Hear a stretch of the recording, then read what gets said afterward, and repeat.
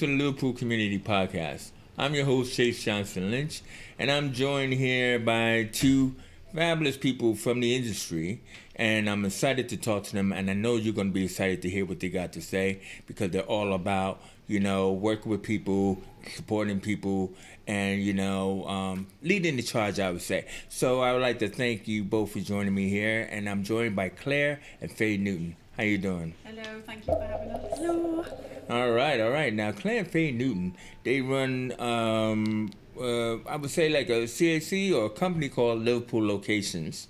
Now, you can't go anywhere in this city, in the film industry, without knowing about Liverpool Locations because, you guys are everywhere and you have so many years of experience. So let's start with you there, Claire, because not that you're the older sister or anything, but it's just that you've been in the business for about 24 years now. Now, don't hate me. I'm just saying this is because she's a well of knowledge. Right, Claire? No offence taken. Thank you. Yeah, so Faye and I are sisters, if you didn't know, and I'm the older sister, so yes, that's why I've been in the industry only a little bit longer than Faye. But yeah, I managed to get myself some work experience on Liverpool One, which was a police drama years ago. Yeah. It had Samantha Janice, Mark Womack. It was LA Productions were making it with Colin McEwen. And I was a production runner for 2 weeks. So I was basically making all the tea, the coffee, getting people lunch, doing all the stationery orders, photocopying. And then the location manager needed some help. I think him and the other member in his department had fallen out, so they gave me to the location manager to do location stuff. I didn't have a clue what that department was, what they did. Right. But very quickly learned how integral and so important they are in that. I mean, they're all important, but this one I just didn't realise how much we had to do and how much we were involved before, during, and after the shoot. So I just had a little beaten up old Fiesta, I think it was, and I used to drive around picking up keys, putting letters through people's doors, getting him some lunch because he was so super busy, putting cones out, booking security, doing all these sort of things that I never even knew it was a role. So I eventually stayed for 10 weeks. I stayed for the whole shoot. Now, I wouldn't advocate doing work experience for that long, but it was a fantastic opportunity for me. And then when I finished that job, I actually went back to university for my third year, and when that ended, the location manager I'd worked with called me and said, I've got NBC coming over from America to do a film about John Lennon's life. Would you like to be my assistant and I'll pay you this time? And I was just like, what? I'll get paid? Whoa. We could get paid doing this? Really? I think what's important about this is the fact is that there is, I wouldn't call it a meteoric rise, but I think what a lot of people don't understand about the industry is that the chance for advancement is just like that quickly, like you said. Even though you went back to school, the whole idea is that because you showed your worth and willingness, you were able to get another job because people will remember that more than anything else. Isn't it true? Yeah. We always say about locations that there's no experience necessary to get into that. In most of the departments in the industry, but it was literally just common sense, hard work. I worked hard. I was on time. And I'd sort of had some sort of like people skills. I'd worked in like retail and hospitality jobs prior to that, so I could diffuse situations, and I was friendly and smiley, and I could say thank you, and I could say sorry, and those things and I could make a good cup of tea as well. So well, it's kind of funny how like you said like in the pre-interview is that when you would take a person who worked in Costa over a person who went to school for a degree because it's of that whole because people-centric. I think there's a myth that you have to go to university to work in the TV and film industry, and actually I don't agree. I think there's many benefits from going to university, lots of them. But if you are looking to go into the TV and film industry, it doesn't have to be a financial barrier for you. My degree actually didn't mean anything to my career, and no one's ever asked me about it. I don't even put it on my CV anymore. No, exactly. And they don't really care about what the last job you did. It's all about what you're going to do on this job, isn't it? Yeah. So as I say, and people will say, and Faye is very good advising people on their CVs and does it a lot. But I also agree with Faye is that if people have said like, oh, I've only worked in McDonald's or I've only worked in Costa, and I'm like, that's really important because our industry is just constant communication. We're dealing with different people, not just the location department, we're dealing interconnecting with different departments and intercommunication. So people skills and any sort of attributes like that are vital. No, definitely. So, I mean, Fee, you started out far back in that era, but you started out as a production runner, then an assistant. Yeah. So, can you tell us about, what an assistant does? Yeah, so it was my year out before uni, so I wasn't sure what I wanted to do at all. Wasn't even sure I wanted to go to uni. But I did apply for a business management degree in Leeds. So I had that there, but I was taking a year out before. And then Claire, keep it in the family, she got me onto, it was a feature film that was like a gangster, meant to be New York, but all shot in Liverpool. A detective. You know a bit more. It was I think Chase might have had a starring part. I think this is starting to sound familiar. Yeah, was that with Armando Sante? It was. Chase was the hunk in the gym, I think. I was the hunk of the gym. Thank you very much for saying that. I had my one little scene in that film, which was amazing. But I got to play with Armando Sante. But you were on that film. So I came on. It was John Irvine, by the way. Yeah, John Irvine was the director. But before I was his assistant for the whole job. Got paid. But a couple of weeks before that, I was brought in as work experience and as a runner. So I did 2 weeks as work experience as a runner. And then they said, the director needs an assistant. Do you want? We'll pay for a car. We'll pay this much a week. And I was like, wow, yes, because I was so excited about being on that job anyway. But wasn't it funny he wanted you to go to the library or cinema? The cinema, yes. It was all I did. I did tons of running around buying stuff. I had to drive around everywhere. Always buying books for him because he was doing research. I think This was the beginning of the internet though, and everything. So he probably was doing books and but it made me laugh because she'd work experience for 2 weeks, and then she turns up and she's got like a car that they paid for. She's got a clipboard.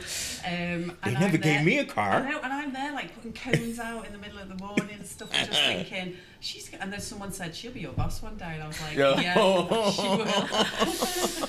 Yeah, so the 2 weeks of runner work was brilliant. Did that whole job as his assistant. And then the rest of my summer, and actually that was the first job I'd ever seen a city cheated as another city. So that's first, everything was New York. Yeah, because it was supposed to be New York, and they were shooting over in Boundary Studios. Yeah. The police station. And they had a bunch of Scousers in there playing New York cops, you know, but the trope New York cops, you know what I mean? And that's why it's I knew the director's assistant.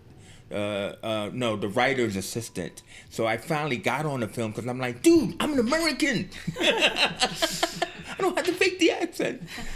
Oh man, dude. Anyway, sorry. Oh no. It was just amazing locations. I was just, even though I was being an assistant to the director, I was like, wow, with the locations and the Sugar's Tate & Lyle silo and the docks. Oh yeah. But it was all meant to be New York. There was lots of murder scenes and things like that. But I was just concentrating on the locations and how amazing it looked.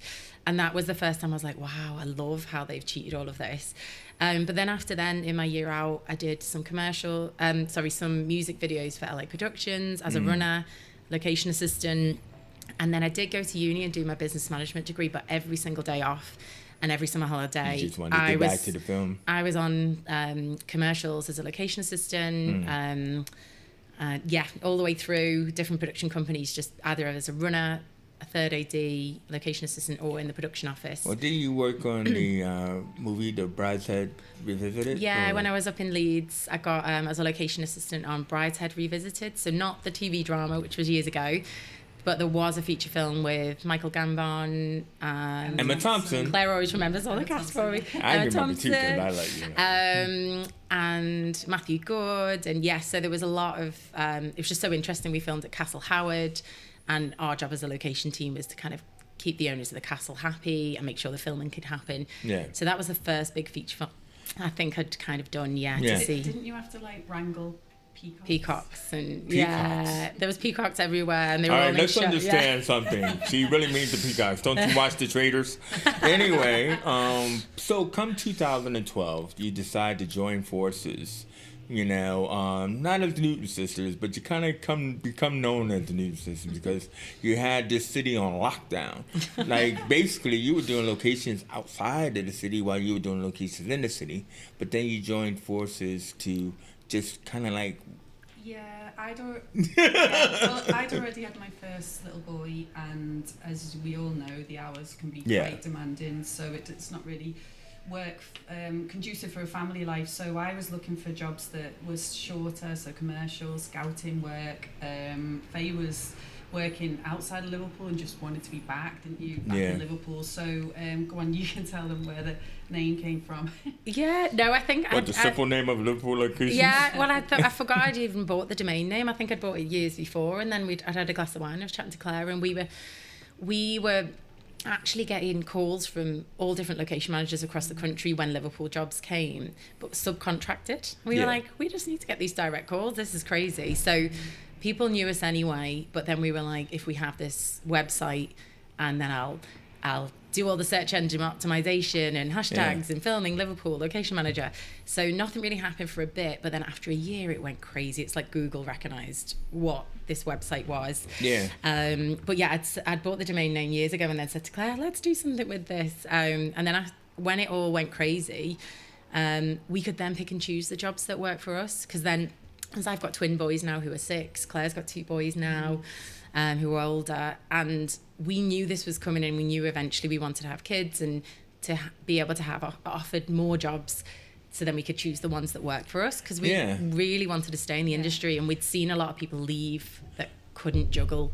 We knew we had to diversify in some way. So having the jobs coming to us meant that we could cherry pick the ones that worked for our life, our family, work-life balance. But I think what's important here is the fact that locations, it's more than just taking a picture of a location, or and everything like that. I think one of you called it the circus. There's so many different jobs in locations, aren't there? I mean, like location manager, assistant location manager, security, all kind of different jobs that are available within there, which we already talked about how somewhat simple they are. But you also moved into like teaching other people how to become working locations. I mean, because I think you guys did something with Liverpool Film Office where you did some training courses. I mean, so can you tell me about that? Yeah, that was the action program that they did last year. But prior to that, we were doing our own one-day intensive sort of location assistant training, because obviously people don't know that locations is a thing. That's what I've heard so many people say to me. So we don't get as many people trying to come into our department. We also had we had the lockdown, didn't we? So Faye and I for years and years have been given work experience opportunities, as many as we can, because we know how important it was for us and our journey. And then lockdown happened and all of that went away. It was minimal people on set, minimal crew, so there's no way we were going to be able to get a work experience person. So then we realised that these people that were coming through us, were training with us, then moving on and working in the industry, wasn't happening. There was a big gap, so we started to do these one-day intensive training sessions, and then selfishly we find some really great people ourselves. Also, it was just giving everybody the basic real skills that they need in one day, so hopefully then they can just empower themselves to feel confident, help them get jobs, give them tips and advice and all that sort of stuff. Well, I mean, like, to show that there's something like anybody can do, and stuff like that. We have our man Phil on the decks. Hey. He's awfully quiet today for some reason. And you know why? Because he was one of your students on that one day intensive, weren't you, Phil? Absolutely. They probably recognize you as the ponytail man, don't you?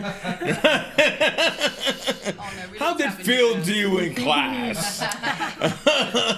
He was excellent. Was he? He was. I don't. Okay. You gotta good mark there, Phil. They're too kind. Yeah, they are very kind.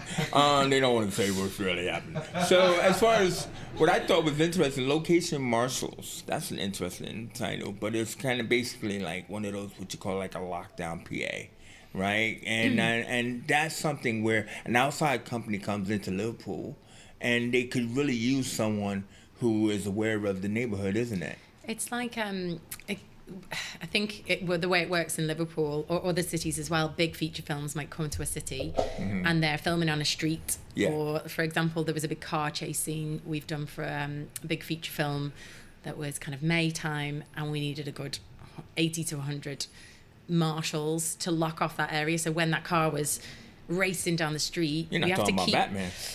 No, another one, but I don't know if it's out yet. So so we have to have every door that car has to go past in the city centre would be, everyone has to stop anyone walking out because it's at speed. You had to mark every door, or you had to get permission? No, you get permission to it's just to hold people while that action is happening. It's just a brilliant way in, because they don't happen. They're not constant, these feature films, but when they do come, or even if it's a TV drama, you still need marshals. But the big feature films that come, they do need a lot. So it's a really good way, entry way in for someone to be on set. But they do have to be able to speak to the public, ask them to hold for a minute, be good communicating with the public and the crew. But it's just a really good way in, and you get to see what's happening on set and be in the thick of it. So I think being from New York and everything, I was a location marshal on Small Time Crooks with Woody Allen movie and everything. But basically, they were shooting in the hood. So so they needed like guys that could just kind of like stand there behind the barriers and stop people from going, yo man, where Woody at? Where Woody at? Be like that. So I'm pretty sure there was something that similar going on there. Exactly. Scouser would be like, kind of like, yeah man, what's going on, mate? G-Day extras. But I do prefer lockdown PA though. I like that better than location marshal. Yeah, well, exactly. Well, hey, it sounds like less of a cop. But I think when we were talking before, it's one of those like our department is one of those departments where you could have 80 to 100 entry level positions in that department on one job. So, and it's not like that across the board on the other departments. So we are really good sort of like doorway into But it's also that rise of advancement, like when you're working, because basically it's attitude, really.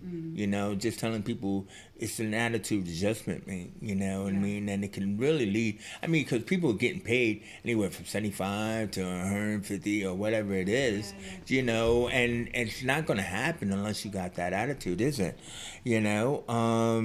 Now, speaking of friends, and everything, you guys also decided to, hey, we're going to pull our friends together with new people because so many people are asking us questions. And, you're going to host industry parties. So I'm going to tell you to describe it because we keep going back and forth on the name. So, basically, because you got one coming up, I believe March 6th. Mm-hmm. And everything. Nobody can know where it is, though. But anyway, tell us about it. We do have a venue now, actually. We've got a separate company called New Crew. So we've got Liverpool Locations with me and Claire and our location business. And then we've got New Crew at the moment, which that all started because we've been giving people work experience for the last 14 years now. Mm-hmm. And then it became the point where friends of friends of friends would tell their friends that they've had work experience. And the emails we get is just, unbelievable. We can't cope with the demand, and we want to cope with the demand. We want to help. So the way at the moment we're kind of trying to help is that we had a night called New Crew, and we booked a bar, and we had loads of our industry friends there to come and have a drink with us because there's not many crew nights anyway. Yeah. So they were made up to come and all catch up, and then we said, please just give back your words of wisdom, tell them how you got in, because we've got our own story, but it was amazing. Everyone's got their own different way that they've got in. Yeah. So that was the first one we did, and then we've had another 3 since then. It was 100 people at the first one. The last 2 have been 200 people. Wow. And then we've got another one coming up on the 6th of March. We're actually calling this one Crew Night because we're inviting another layer of because there isn't many crew nights in the city. So there's a lot of crew, really, but new no. crew can come as well. Tickets sell out really quick. There's a waiting list at the moment, and the tickets are released. This Thursday. So Yeah, there's a limitation on this and everything and all that, and what's fantastic is seeing the pictures. You know, there's a lot of drinking. I mean, I know there's a lot of friendships happening. you don't have to drink. You don't Yeah, have it You is don't have to if you're It is teetotaler. 18 plus, but yeah, which is a shame. Obviously, we'd like to do where this is us just building to more things to kind of help people. But obviously, at the moment, this is just an event that will help people that 18 plus come and meet people in the industry, which I think that's the tricky thing. We've had someone who came on our course who had she'd done a journalism degree, then a master's in film and TV, and still could not get in. And it's 7 years. And then she'd done our course for a day, came on work experience with us, and we introduced her. We book her all the time now, and she's in art department as well. So she was like, it took me 7 years, and you guys have connected me to so many different people. So more of these crew nights and new crew nights. And there's also at least 2 people that I know have now got a full-time job from making connections at our crew nights. Wow. So that's just the. It's just that simple, isn't it? Because people just have to just get an essence of you, isn't it? Yeah, it's that old cliche. It's not what you know, it's who you know. And if we all know each other, then won't it help? Oh, okay. So, with these crew nights and everything, because I've been to networking parties before. I mean, here and there, people will go to that. And I was just going to ask you, because you did a couple, how did the industry feel about attending these kind of parties? We've just thought, they were so excited. The crew was so excited because we were saying, come and have drinks amongst the crew and experience people, but then please give back. But it just worked for everyone. I think the crew were made up because they don't get to catch up enough. That's true. And then the new crew were made up because they actually meet in industry. People like my husband is in props and he's worked on Andor and Star Wars. So you meet big. Whoa, how could you... so there's so bury many... the lead on that There's one. actually some amazing... And I should have brought What him with did us, your shouldn't husband we? Not in the industry. But there's amazing crew there that are all such gorgeous people that actually understand and remember that they were in the same situation. This is true. So it's really good energy. We make sure that anyone who does come on their own, we'll introduce you to people. You're on your own, right, come with us. And if there's any people who have come together but they would like to speak to a certain department or a producer, it could be another producer wanting to speak to another producer. So we will introduce. So it's different in that way that we make sure we connect people. They don't have to do it themselves. So we make it as least awkward as it can. We've got a raffle. We win some wacky prizes. Yeah. Crazy Our raffle. inflatable flamingos seem to be a winner. It actually doesn't matter what the raffle prize is. By the end of it, everyone just wants the flamingos. So look at that. We go from peacocks to flamingos. That's all good. And everything like that. I was going to say is usually where we coming at this point, it's we ask how can people find you? Oh, yeah. So our website is liverpoollocations.com. And then we're on LinkedIn, so that's where we're mostly on as Liverpool Locations. We have a new crew page on Liverpool Location and new crew page on LinkedIn as well. And we've got, if you follow Faye Newton and Claire Newton on LinkedIn, so that's all the LinkedIn. And then Instagram, it's at LivLocs, LIVLOCS. And then we do have an Instagram page as well for the new crew, so it's New Crew in Film. Do you put any pictures out or anything like that, or do you... location pictures or when we have to sometimes us or the event.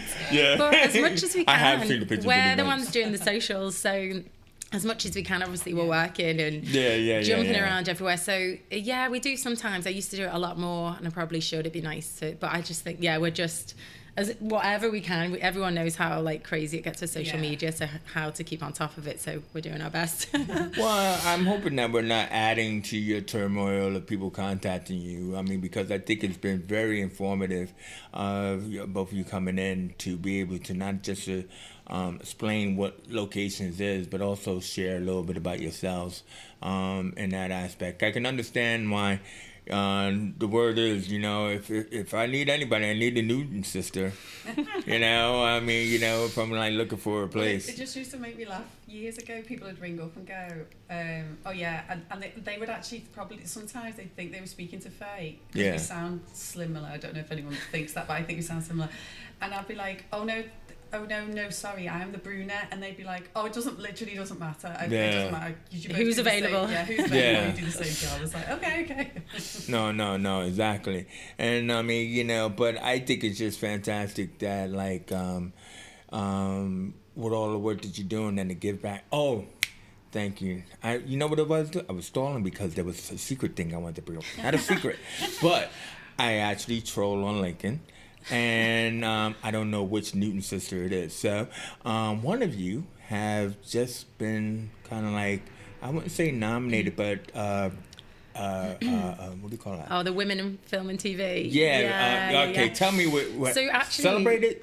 Yeah, Which one? So there's two. No, well, Claire a couple of years ago won the Women in Film and TV The IMDb Project Management Award. That was a pretty massive award with that was amazing. Women in Film and TV, and then I'm a separate.